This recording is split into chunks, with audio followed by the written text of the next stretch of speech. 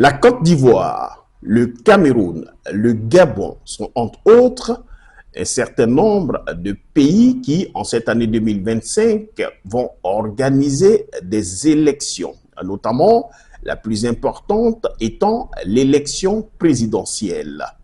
On le sait bien, sur le continent africain, lorsque l'on parle d'élection présidentielle, on parle d'un sujet extrêmement sensible. On parle d'un exercice dangereux, si ce n'est meurtrier, parfois même chaotique. 2025, encore une fois, eh bien, sera certainement une année rouge de sang.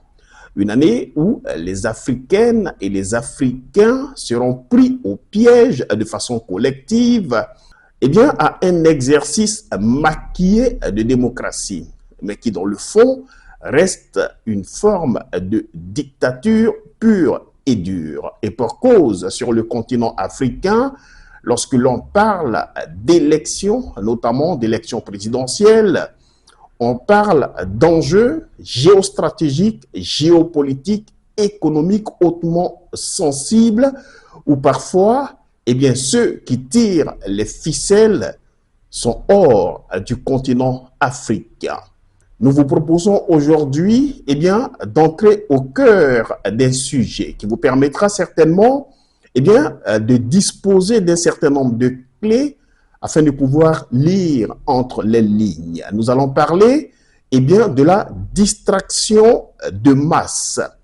Comment le système utilise les buzz pour détourner l'attention des peuples en période électorale. On en parle. Dans un monde où l'information circule à une vitesse fulgurante, il devient de plus en plus difficile pour les citoyens moyens de discerner les véritables enjeux qui façonnent son avenir. Derrière les polémiques artificielles et les scandales médiatiques se cache une stratégie bien rodée. Utiliser les éléments de distraction et les buzz pour détourner l'attention des peuples des véritables questions géopolitiques, économiques et même stratégiques.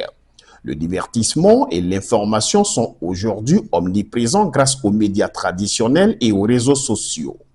Cependant, plus que d'éclairer les citoyens sur les enjeux cruciaux, ces canaux sont souvent utilisés pour diffuser des sujets sensationnels, qui captent l'attention collective, mais sans réelle importance à long terme. Que ce soit une polémique autour d'une célébrité, une controverse sur les réseaux sociaux ou même une nouvelle mode virale, ces sujets deviennent rapidement des tendances mondiales, éclipsant les débats sur des questions fondamentales comme l'économie, la souveraineté nationale, la géopolitique ou les décisions stratégiques prises par les élites dirigeantes.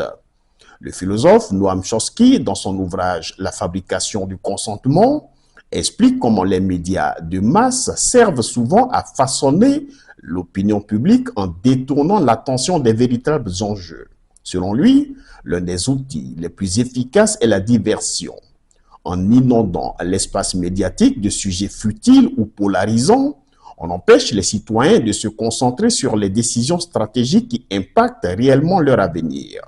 Nous vous faisons confiance, Monsieur le Président, pour que, à l'occasion de vos entretiens avec ces pays frères, vous puissiez les convaincre de rester